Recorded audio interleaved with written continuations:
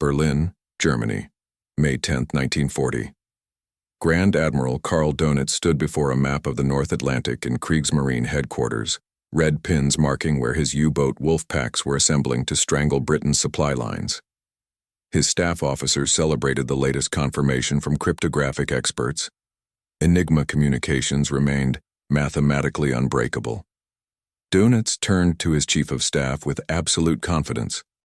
"The British can intercept our transmissions all they want," he declared, gesturing to the map where dozens of U-boats prowled in coordinated packs. "But they will never comprehend what we're saying. Our Enigma machine offers mathematical perfection, 159 quintillion possible configurations that change every day at midnight. Even if the British tested 1 billion configurations per second, it would take them 5,000 years to break a single day's code."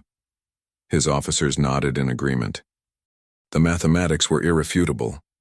Each Enigma machine had 3 to 5 rotors that could be arranged in multiple orders, a plug board with 10 cables connecting 20 of 26 letters, and settings that reset daily. The total number of possible configurations was precisely 158,962,555, 217,826,360,000, a number so vast it defied human comprehension. German cryptographic doctrine was built on this mathematical fortress.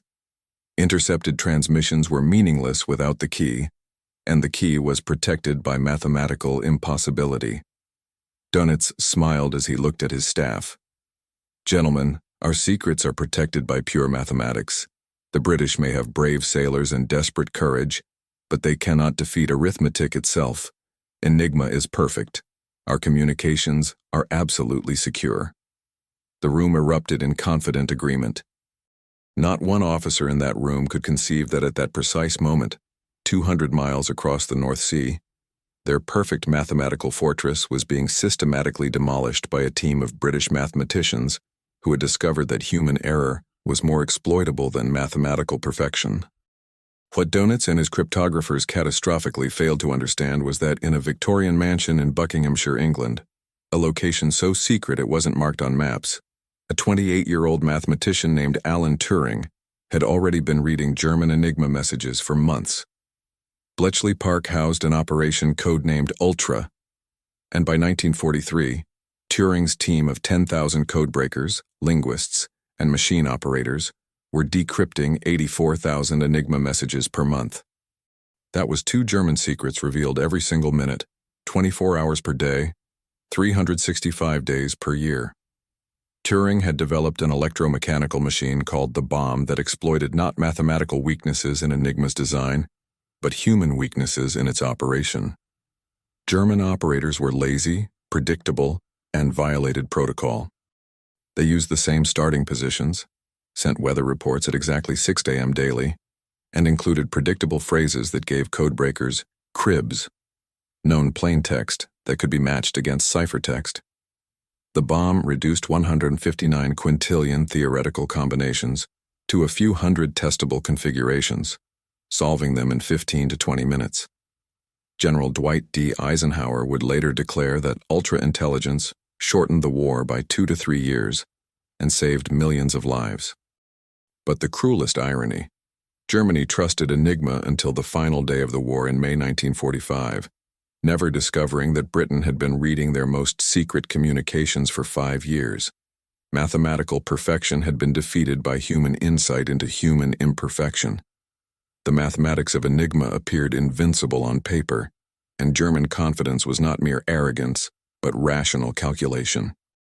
Each Enigma machine contained 3 rotors. Naval versions had 4 and later models had 5. Selected from a set of 5 to 8 available rotors depending on the model and year. These rotors could be arranged in different orders, and each rotor had 26 positions. Additionally, the plug board at the front of the machine connected 10 pairs of letters, swapping them before and after rotor encryption. The cumulative effect created approximately 158,962,555,278,26,360,000 possible configurations, 158 quintillion, 962 quadrillion, 555 trillion, 217 billion, 826 million, 360,000 possible settings. To put this in perspective, if you tested 1 trillion configurations per second, It would take 5,000 years to exhaust all possibilities for a single day's messages, and the settings changed daily at midnight. Every intercepted message from the previous day became instantly obsolete. German cryptographers calculated that breaking Enigma by brute force, testing every possible configuration, was literally impossible with existing or foreseeable technology. They were mathematically correct. Brute force would never work. But Alan Turing didn't attempt brute force. He attempted something far more devastating. He exploited the gap between mathematical theory and human practice.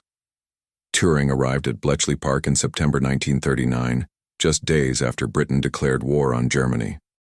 He was assigned to Hut 8, the section dedicated to German naval Enigma, the most complex and critical target, because U-boats were sinking merchant ships faster than Britain could replace them. Churchill's analysts calculated that at current loss rates, Britain would be starved into submission within months. Turing studied captured Enigma machines and intercepted messages. He recognized immediately that the mathematical security was genuine, but operationally vulnerable. Enigma had one absolute rule built into its wiring. A letter could never encode as itself. If you pressed A, the encrypted output could be any letter except A. This seemed like a minor detail. It was catastrophic. It meant that if codebreakers possessed a crib, a piece of known or suspected plaintext, they could eliminate configurations where the ciphertext aligned with identical plaintext letters. This simple rule reduced the search space dramatically. But Turing needed more. He needed predictability, and German operators provided it generously. Luftwaffe operators sent weather reports every morning at 6 a.m. that invariably began with Wettervorhersage, German for weather forecast. Naval operators ended messages with Heil Hitler. Lazy operators, tired from overnight shifts, violated protocol by leaving rotors in positions close to the previous day's settings instead of randomizing them completely. In April 1940, a young codebreaker named John Harrival, lying in bed unable to sleep, had a revelation. German operators were human, and humans were lazy. His Harrival tip suggested testing rotor positions near the previous day's final setting first. It worked. Suddenly, the search space wasn't 159 quintillion. It was a few hundred, tested in hours. In March 1940, the first bomb machine, christened Victory, was installed at Bletchley Park. Designed by Turing and refined by fellow mathematician Gordon Welchman, the bomb was not a computer in the modern sense, but an electromechanical logic processor. It had 36 Enigma-equivalent rotors, 12 sets of 3, that spun in parallel, testing configurations simultaneously. Operators fed it a menu, a hypothesis about a crib and its position in the message. The bomb tested configurations, eliminating those that violated Enigma's rule that letters couldn't encode as themselves. When a valid configuration was found, the machine stopped. Initially, the process took hours. Refinements reduced it to 15 to 20 minutes for Luftwaffe codes and up to several hours for more complex naval codes. By 1943, 211 bombs operated across Bletchley Park and outstations at Eastcote, Stanmore, and Wavendon. Each machine weighed over a ton, generated deafening noise, and consumed massive electrical power. They ran 24 hours per day, operated by members of the Women's Royal Naval Service, WRENS, working 8-hour shifts in sweltering, noisy rooms. The women weren't told what they were doing, only that it was critical to the war effort. They loaded rotors, set menus, and monitored output, never knowing they were breaking the unbreakable code and saving thousands of lives with every solved configuration. The scale of Bletchley Park's success was staggering and remained classified for 3 decades. At peak operation in 1943, the facility was decrypting 84,000 Enigma messages per month, an average of 2,800 per day, or approximately 2 messages every minute around the clock. This was not sporadic success, but industrial-scale codebreaking. Bletchley became a factory where raw intercepts entered at one end and decrypted intelligence emerged at the other. The operation employed 10,000 people at its height, organized into specialized huts. Hut 6 tackled German Army and Air Force codes. Hut 8, led by Turing, focused on naval Enigma. WWII translated and analyzed decrypted Army and Air Force messages. WWII did the same for naval intelligence. The workflow was streamlined. Interception stations across Britain captured German radio transmissions, teletyped them to Bletchley, where bombs tested configurations, codebreakers validated results, translators rendered German into English, and intelligence analysts assessed military significance. Reports were then distributed to military commanders under the code name Ultra, shorthand for Ultra Secret, the highest classification level. Recipients were told intelligence came from highly placed spies to protect the source. Even senior generals didn't know Britain was reading Enigma. Only Churchill, his inner circle, and select intelligence officers knew the truth. The secrecy was so absolute that when Coventry was bombed on November 14, 1940, Churchill, who knew about the raid via Ultra, could not evacuate the city without revealing that Enigma was compromised. He let Coventry burn. 450 people died. The secret was worth more than their lives because revealing it would cost millions more. The breakthrough against naval Enigma in 1941 was Bletchley's most critical achievement. German U-boats operated in coordinated wolf packs, directed by radio from shore commands. U-boat commanders reported convoy sightings, received attack orders, and coordinated pack tactics, all via Enigma. From June 1940 to May 1941, Britain was losing the Battle of the Atlantic catastrophically. U-boats sank 3.6 million tons of Allied shipping, supply vessels carrying food, fuel, weapons, and raw materials essential for survival. Churchill later wrote, "The only thing that truly frightened me during the war was the U-boat peril. If the Atlantic supply line broke, Britain would starve before America's industrial might could turn the tide." Turing and WWII attacked naval Enigma with focused desperation. Naval codes were more complex than Luftwaffe codes because Kriegsmarine used 4 rotors instead of 3, and changed settings more frequently. Captured materials helped. In May 1941, the Royal Navy seized German weather ship München and captured intact Enigma rotors and codebooks. In the same month, U-110 was captured with its Enigma machine and current settings before the crew could destroy them. These captures gave WWII the cribs and configurations needed to crack the naval code. By mid-1941, Bletchley was reading U-boat communications with only brief delays. Convoys could be routed around known wolfpack positions. Losses plummeted. In the second half of 1941, sinkings dropped by 40%. The Atlantic was no longer a German shooting gallery. It became a chess match where Britain saw every piece on the board. But reading Enigma created a cruel paradox. Ultra-intelligence could only be used if its use appeared coincidental. If convoys avoided U-boats too consistently, German intelligence would suspect the code was compromised. So British Admiralty developed elaborate deception protocols. Before rerouting a convoy based on Ultra, they staged reconnaissance flights to discover the U-boats, creating a plausible cover story for the evasion. Sometimes convoys had to sail through danger zones to maintain the illusion that Enigma was secure. Men died to protect the secret that could save other men. Churchill himself enforced this brutal calculus. In November 1940, Ultra revealed that Luftwaffe planned a massive bombing raid on Coventry, codenamed Operation Moonlight Sonata. Churchill could have evacuated the city, dispersed firefighting resources, or scrambled additional fighters. But doing so without apparent cause would signal to Germany that Britain had advance knowledge. Churchill ordered no special preparations. On the night of November 14, 1940, 5-15 German bombers dropped 500 tons of explosives and 30,000 incendiaries on Coventry. The medieval city center was obliterated. 456 people died. Thousands were wounded. The psychological cost was immense. Churchill knew the attack was coming and let it happen to protect Ultra. Post-war historians debate whether this decision was justified. The arithmetic was cold. 456 lives versus millions if Enigma security was blown. Churchill chose the millions. It was the logic of total war. Individual tragedies weighed against collective survival.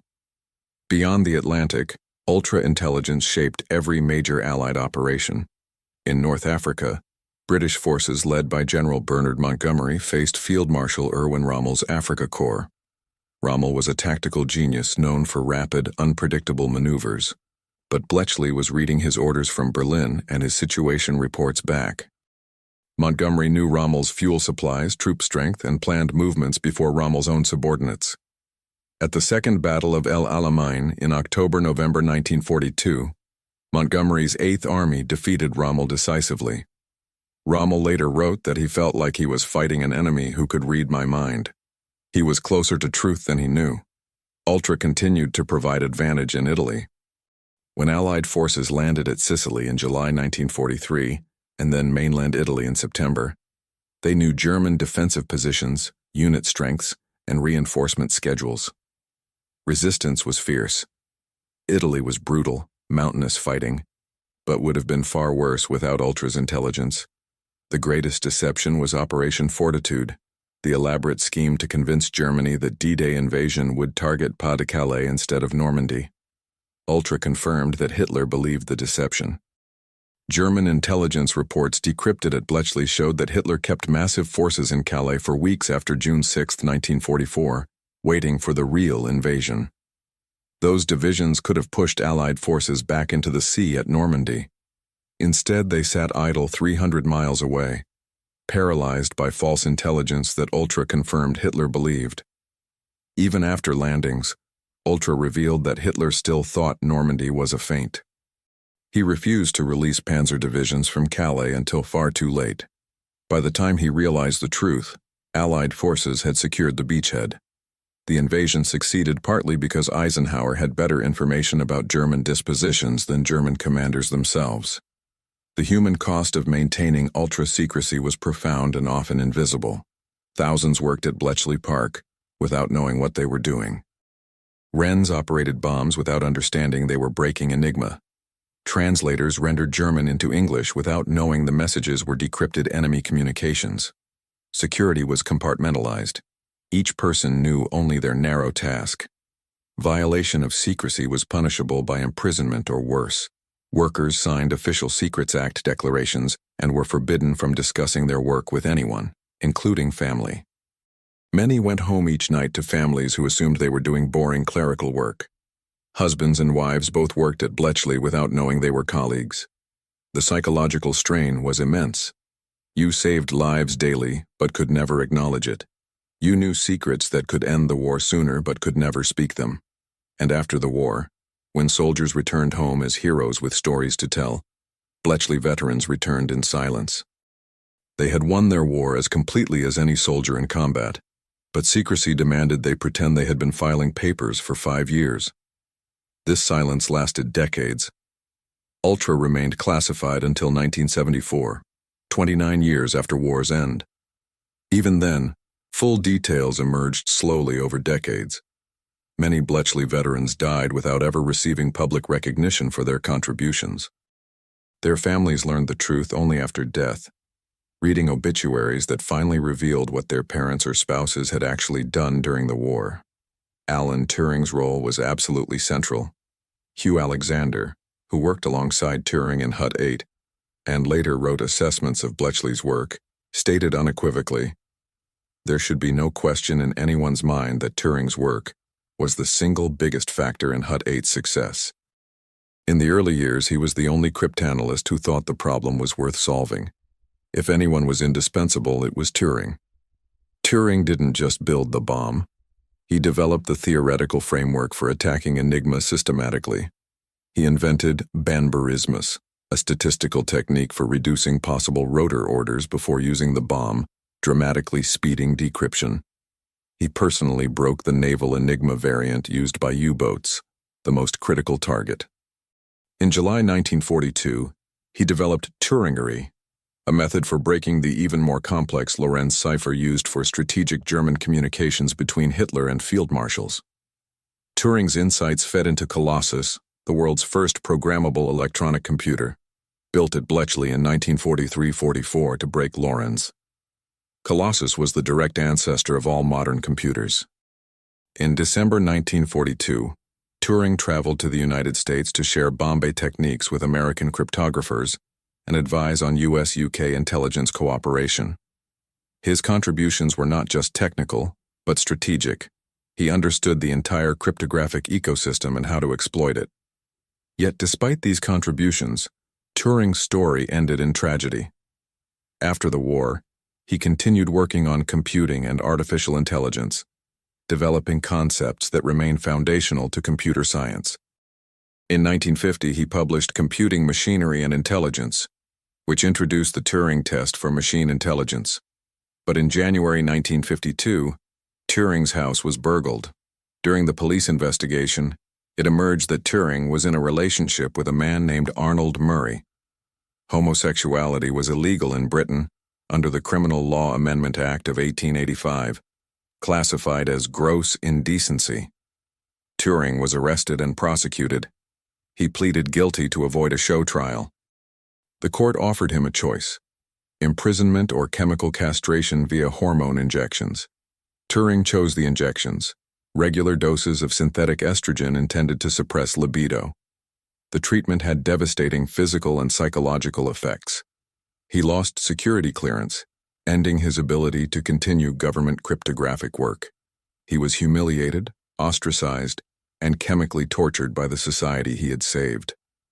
On June 7, 1954, Turing was found dead in his home. Beside his bed was a half-eaten apple laced with cyanide. The inquest ruled suicide, though some have suggested accidental poisoning from chemical experiments. He was 41 years old. The man who saved millions died alone, persecuted by the government he served. His contributions remained classified for 20 more years. When Ultra was finally revealed in 1974, Turing had been dead for 2 decades. He never saw public recognition of his achievements. From the German perspective, the Enigma disaster was almost incomprehensible. Captured documents from post-war archives show that German intelligence periodically investigated whether Enigma was compromised.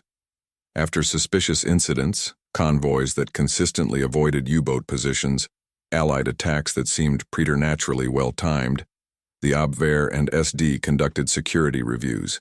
Every time they concluded Enigma was secure, the mathematics were checked and rechecked. The conclusion was always the same: breaking Enigma by brute force was impossible, and there was no evidence of cryptographic compromise. German investigators attributed Allied successes to espionage, human spies, not code-breaking. They never imagined that British mathematicians had industrialized the decryption of messages protected by 159 quintillion combinations.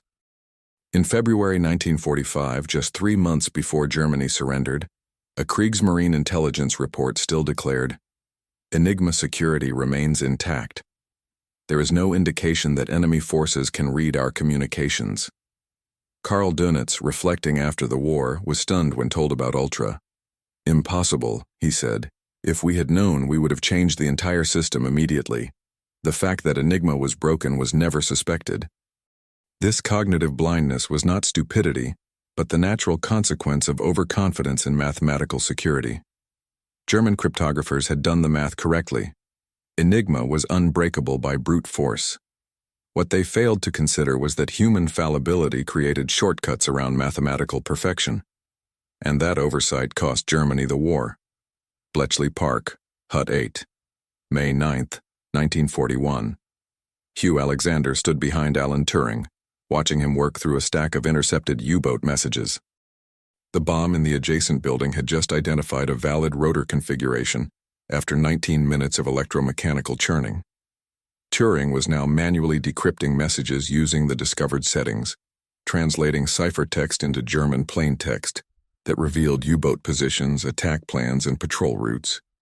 Alexander, a British chess champion and brilliant mathematician in his own right, realized he was witnessing something unprecedented in military history. The enemy's secrets laid bare not through espionage or battlefield capture, but through pure mathematical insight. Turing decrypted a message from U-boat command directing 3 submarines to intercept convoy HX-126 at specific coordinates in the mid-Atlantic. The message was less than 2 hours old. It would take hours to reach the Admiralty, be analyzed and result in rerouting orders. But that convoy could be saved. Dozens of merchant ships carrying food, fuel, and weapons would not be torpedoed. Hundreds of sailors would not drown in freezing water, all because Turing had broken what Germany believed was unbreakable. But Alexander also understood the cruel paradox at the heart of Ultra. This victory must remain invisible. If convoys avoided U-boats too perfectly, too consistently, German intelligence would suspect compromise and change the Enigma system. Then this window into enemy intentions would slam shut, and the war would become blind again. So Allied Admiralty had to sacrifice some convoys to protect the secret. Intelligence had to be rationed like fuel or ammunition. Some men had to die so that others could be saved, and the ratio had to appear natural, coincidental, explicable by conventional intelligence and luck, rather than systematic code-breaking. Alexander later wrote in classified reports that were declassified decades after the war. Turing was absolutely indispensable to WWII, and by extension, to the entire naval war. In the early days when breaking naval Enigma seemed hopeless, he was the only cryptanalyst who believed it could be solved and had a plausible path to solution. Without his Banburismus technique and his refinements to the bomb design, we would not have broken U-boat codes when we did, and possibly not at all during the war. The Battle of the Atlantic was won by many factors: convoy tactics, long-range aircraft, improved sonar. But ultra-intelligence was foundational. We could route convoys away from wolfpacks, target supply submarines, anticipate tactical changes. Turing gave us that capability. The magnitude of his contribution was never fully realized by the outside world, and that tragedy is compounded by what happened to him afterward. Alexander was writing in the 1970s, 2 decades after Turing's death, finally able to speak about work that had been locked in secrecy for 30 years. He continued, "The irony is almost unbearable. We saved millions of lives, shortened the war by years, and gave the Allies decisive informational advantage. But we had to do it in silence. We couldn't celebrate victories because celebrating would reveal the source. And after the war, when soldiers came home as heroes with stories to tell, we came home to silence. We had won our war as completely as anyone, but we could never speak of it. Turing especially deserved recognition and gratitude. Instead, he received persecution and death. The society he saved destroyed him for being who he was. It is the darkest stain on Britain's treatment of its heroes." The final accounting of Enigma and Ultra is written in numbers that span from the unimaginably large to the devastatingly human. The German Enigma machine had 158,962,595, 217,126,160,000 possible configurations, 159 quintillion combinations that German cryptographers believed made their communications mathematically unbreakable. They were correct that brute force could never solve it. They were catastrophically wrong that this made it secure. By 1943, Bletchley Park was decrypting 84,000 Enigma messages per month. 2 German secrets revealed every minute, continuously, for years. This industrial-scale code-breaking employed 10,000 people at peak and operated 211 bomb machines that ran 24 hours per day. The intelligence derived from this effort, codenamed Ultra, gave Allied forces an informational advantage unprecedented in military history. They knew German plans before German field commanders received orders. They anticipated attacks, identified weaknesses, and exploited intelligence gaps. General Dwight D. Eisenhower declared after the war that Ultra shortened the conflict by 2 to 3 years. Historians continue debating the exact figure. Some argue 18 months, others suggest 3 to 4 years. But consensus holds that Ultra saved millions of lives by accelerating Allied victory and reducing the duration of genocide, bombing, and combat. Eisenhower's assessment was both strategic and personal. In a letter written in 1945 to Sir Stuart Menzies, head of MI6 and overseer of Ultra distribution, Eisenhower wrote, "The intelligence which has emanated from you before and during this campaign has been of priceless value to me. It has simplified my task as a commander enormously. It has saved thousands of British and American lives and, in no small way, contributed to the speed with which the enemy was routed and eventually forced to surrender. In post-war interviews and memoirs, Eisenhower was more direct. Ultra was decisive. It shortened the war by years and saved lives that can only be counted in millions. Battles are won by soldiers on the ground, but wars are won by intelligence that directs those soldiers. Ultra gave us strategic clarity that Germany never possessed about our intentions. We fought with our eyes open while they fought partially blind. This was not exaggeration. Allied commanders in North Africa, Italy, and France had access to German situation reports, supply status, and strategic intentions, often within hours of transmission. They could plan operations knowing enemy strength, anticipate counterattacks, and exploit vulnerabilities invisible to conventional reconnaissance. The human cost of Ultra's success was measured not just in lives saved, but in lives sacrificed to maintain secrecy. Coventry burned while Churchill, knowing the attack was coming via Ultra, ordered no special preparations to avoid revealing the intelligence source. 456 people died in that calculus. Convoys were occasionally routed through danger zones to maintain the appearance that Enigma was secure, ensuring some merchant sailors drowned to preserve the secret that saved thousands of others. This brutal arithmetic was necessary. If Germany discovered Enigma was compromised, they would change systems, and the intelligence window would close. Post-war debates raged about whether these sacrifices were justified.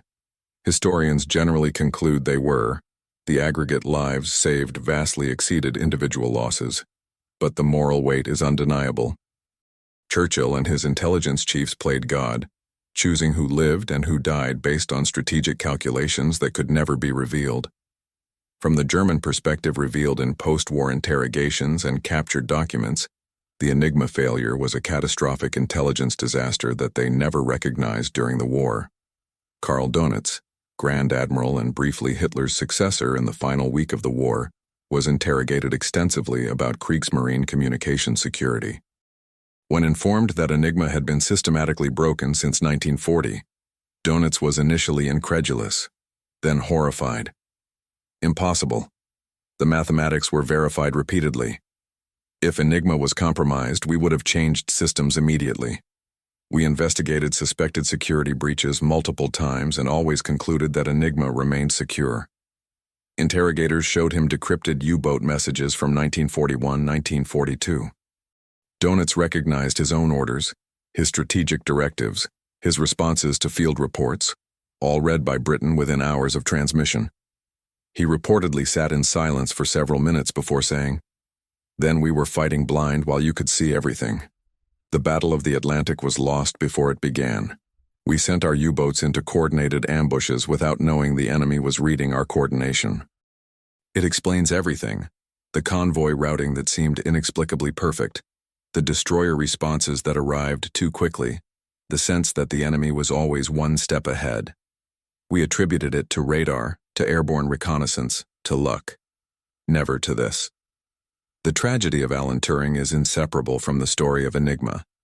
He was, by consensus of everyone who worked with him, the indispensable cryptanalyst whose insights made Ultra possible.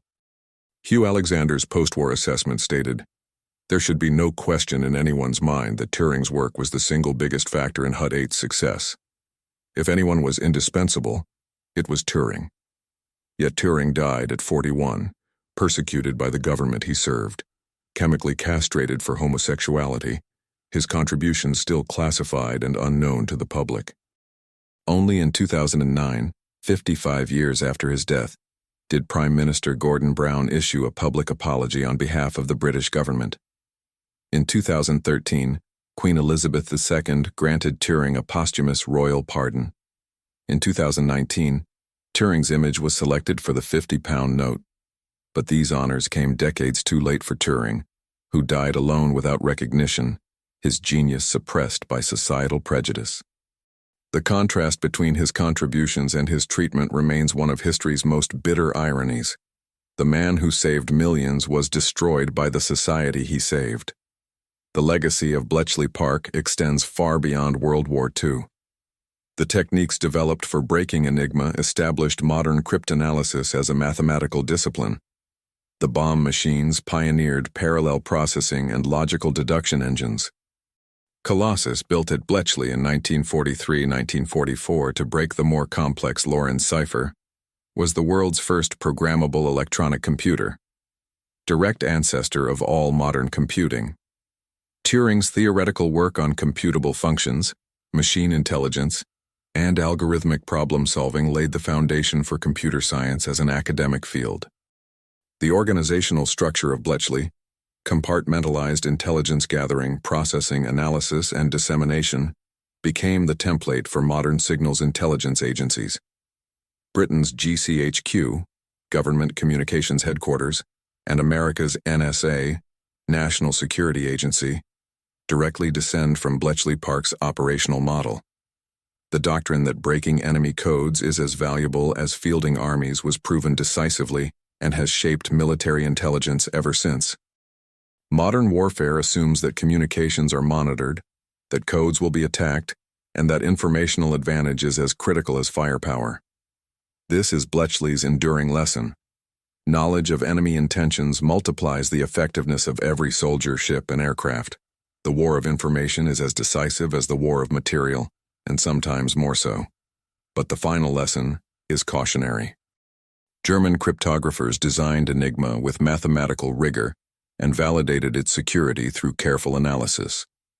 They were correct that the machine was mathematically secure against brute force attacks. What they failed to account for was the human element. Operators who violated protocol out of laziness, commanders who sent predictable messages at predictable times, bureaucratic systems that prioritized convenience over security. Mathematical perfection is meaningless if operational discipline is weak.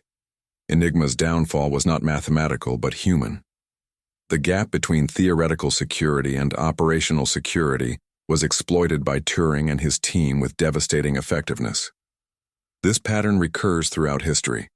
Theoretically secure systems fail because humans implement them imperfectly. The lesson remains relevant in the digital age. Security is only as strong as the weakest human link in the chain. Enigma was unbreakable mathematically. It was trivial to break operationally. And that distinction decided World War II. The side that understood human fallibility defeated the side that trusted mathematical perfection. Intelligence, not just industrial capacity or battlefield courage, won the war. Bletchley Park proved that the pen, or in this case, the bomb, truly was mightier than the sword. But only because brilliant mathematicians understood that human beings, no matter how well trained, will always be predictably, exploitably imperfect.